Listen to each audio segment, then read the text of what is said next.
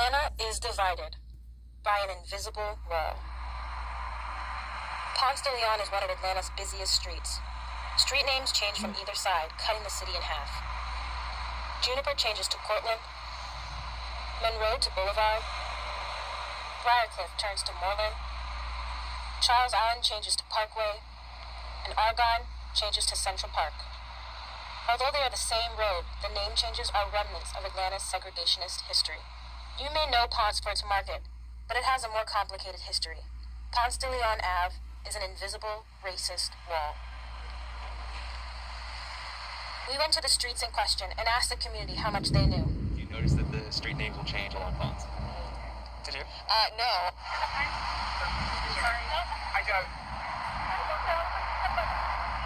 I did a couple of them. Yeah, I think I have noticed that, yes. And I was looking for a restaurant. When I looked it up on my GPS, it was saying some street, but I never knew the street. But it ended up being the same place, just a different street name. Eventually, we ran into community members who knew more than us. Yeah, it was years ago, before the civil rights movement. It was a way to divide, racially divide.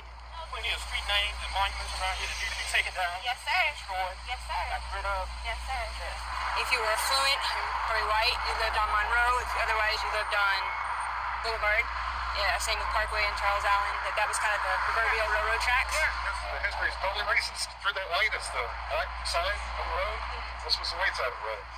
Those guys, in the early days, their side of the road was actually named after the Confederate general, who was the first grand wizard of the KKK. So, different society back then than it is today. Although, we still have two roadways, so maybe it's not that different.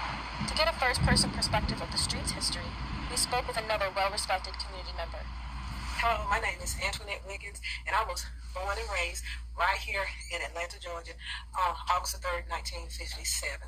I was born during the civil rights era, and I lived downtown. I mean, we could walk downtown from where we lived on Butler Street. Butler Street, that was the old name, and the new name is Jesse Hill Jr. Drive. Now, we moved to a place called Summer Hill. Summer Hill was a predominantly black area. Back in slavery, after slavery was abolished, that a lot of the slaves migrated to that Summer Hill area. I was raised up over there from the time I was a little girl till we moved to the Auburn Avenue area. I remember the whole Auburn Avenue was in a tizzy when Dr. King was assassinated. People were crying, children was crying. I mean, the churches was overflowed. I mean, it was just a real hard time for African Americans because they felt like, Dr. King was a positive role. Now, little black boys and black girls will be able to join hands with little white boys and white girls as sisters and brothers. I have a dream today. I remember that we were like in a bubble. It was like an invisible wall where we lived, and so I didn't know a whole lot about prejudice. It's just that we knew to stay in our lane. Some parts of Boulevard, Monroe Drive, some parts of Ponce de Leon, it was a predominantly white area.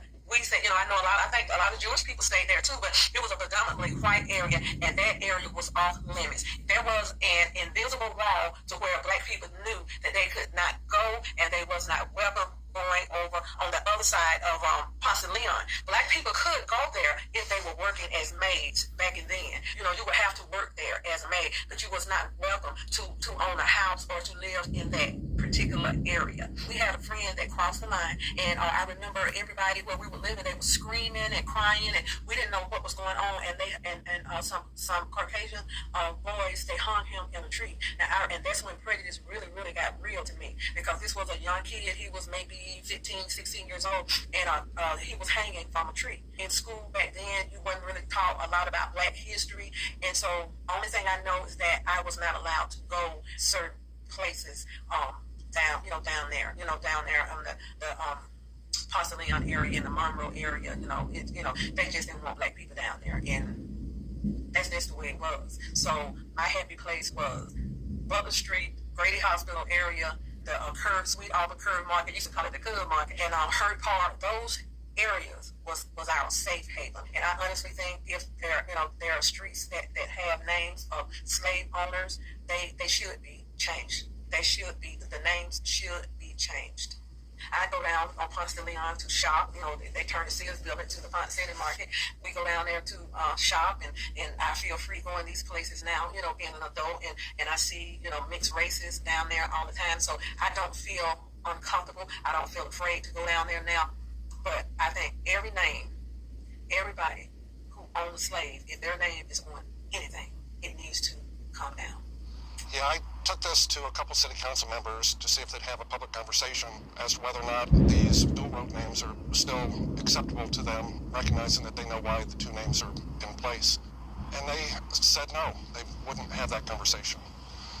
No, at least until more citizens of Atlanta let them know that this is a topic that they would like them to spend their time discussing. I'm Chip Franzoni. I have previously held public office, and I recognize that a conversation can be held among the council members. Council certainly is the only body that can change these names. So years ago, City Council thought it was a good idea to have segregated road names. They met, they voted, and they changed names of roads. In the same fashion, City Council today can change things back. They know it's wrong, they know why the two names are there. As the citizens of Atlanta learn the reason for these road names, for the dual names, they too are upset and want a single name. But I'd be interested to know what the long-standing community here feels about it. Things have changed, so especially on Old Fourth Worth, it has been more gentrified and things like that. But I don't think people now cares about street names.